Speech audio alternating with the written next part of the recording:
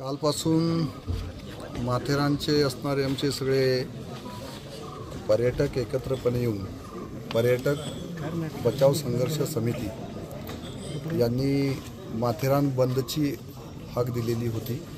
कालपासून माथेरान बंद अवस्थेत होतं आणि म्हणून या सगळ्या प्रश्नावर मार्ग निघावा यासाठी शासन प्रशासन सगळे आम्ही एकत्रपणे येऊन काल प्रांतसाहेबांशी चर्चा झाली आणि मी अधिवेशनमधून त्यांना म्हटलं की आज कोणत्याही परिस्थितीमध्ये आपण माथेरानलाच जाऊन माथेरानचे जे काही प्रश्न आहेत ते तात्काळ सोडवले गेले पाहिजेत। या संदर्भात या सगळ्या पर्यटक बचाव समितीची किंवा अशोपाल संघटना असेल या सगळ्यांची एकत्रपणे आम्ही आज या ठिकाणी चर्चा केली।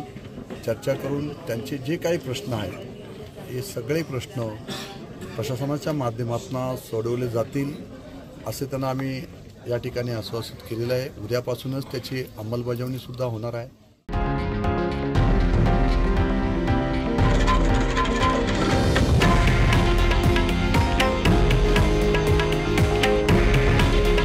हे आहे देशातील नंबर 1 न्यूज नेटवर्क आणि आपण पाहत आहात TV9 मराठी।